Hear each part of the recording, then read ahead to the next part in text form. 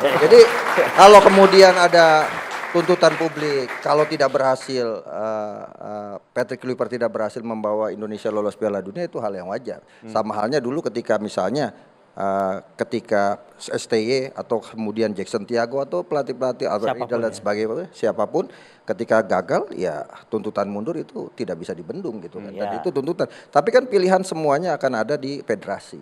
Maka federasi menilai secara objektif memang harus mundur kayak kemarin misalnya ya Coach Mochi gagal kualifikasi Piala Asia juga akhirnya PSSI mengambil keputusan diganti dengan pelatih yang kabarnya akan datang juga pelatih baru walaupun sekarang Joko Susilo tapi akan diganti dengan pelatih baru lagi. Jadi menurut saya itu hal yang wajar ya. Kayak Roberto Mancini aja diganti gitu kan. Atau kemarin Tottenham Hotspur juara di level Eropa saja pelatihnya diganti gitu. Jadi pergantian pelatih itu adalah hal yang biasa.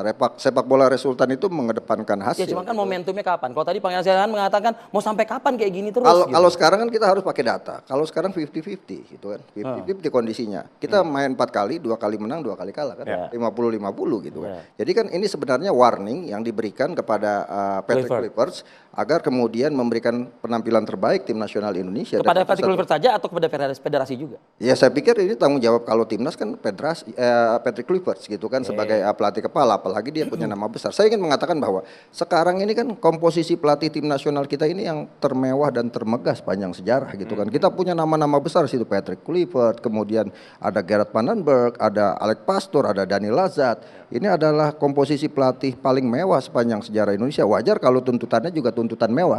Ditambah lagi misalnya pemain-pemain yang ada di tim nasional kita ini adalah pemain-pemain mewah kalau dilihat dari market value-nya gitu kan. Jadi kalau kemudian ada tuntutan untuk Patrick Kluivert memberikan yang terbaik, loloskan Indonesia ke Piala Dunia, kalau dia tidak lolos misalnya diminta mundur, itu hal yang wajar. Gitu kan. Baik, saya ingin ke Bang Buset.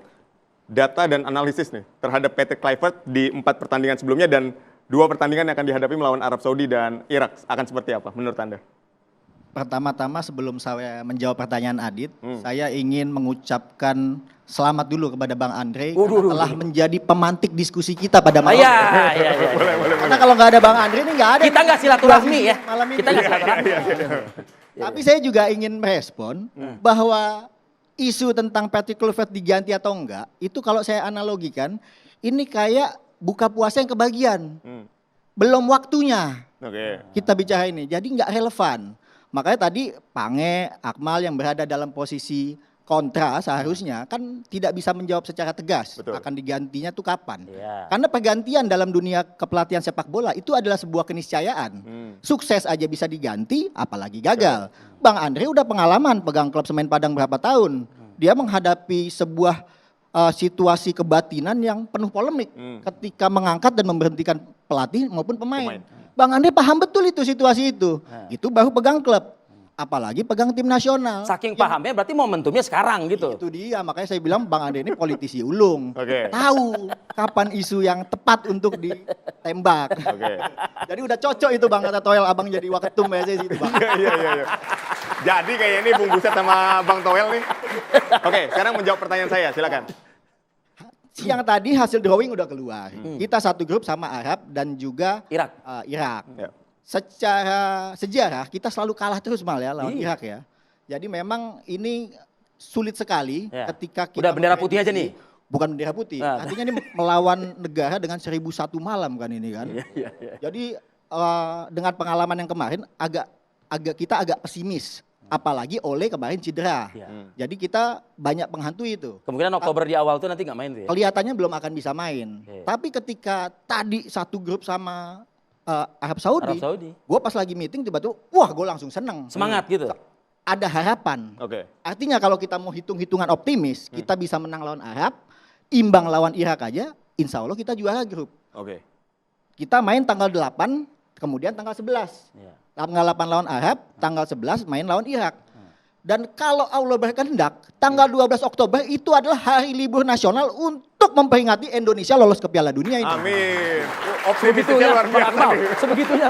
Ini optimisnya dong. Iya. Dia realistis nggak? Saya pikir itu wajar-wajar saja gitu. Sekarang kan gini, yang menarik ini dari babak keempat ini adalah ketika lawan yang kita hadapi Arab Saudi dan Irak itu adalah lawan yang sudah kita ketemu di babak kedua dengan Irak. Kita kalah 1-5 di Baghdad, kemudian kita di GBK kalah 0-2, kemudian Arab Saudi di babak ketiga kita ketemunya kan, kita imbang 1-1 melawan Arab Saudi di Arab Saudi, kemudian kita menang 0-2 lewat Marcelino Ferdinand, 2-0 lewat Marcelino Ferdinand, dan itu adalah kemenangan pertama sepanjang sejarah Indonesia melawan Arab Saudi gitu kan. Artinya gini, yang menarik adalah bahwa itu pas banget itu di eranya Sintayong. Ya kan? Artinya apa? Artinya gini, ini tantangan untuk kemudian Patrick Kluivert untuk bisa mewujudkan ini. Artinya gini, di tangan Sintayong 2 kali kalah dari Irak, ya kan? Kemudian menang lawan 3 kali Mal. Piala Asia kalah 1-3. Itu kan U23. Enggak Piala Asia. Oh iya, Piala Asia 3 kali, Iya, betul. iya. Piala Asia kalah 3 kali kalah, kemudian kalau STY dia langsung jawab.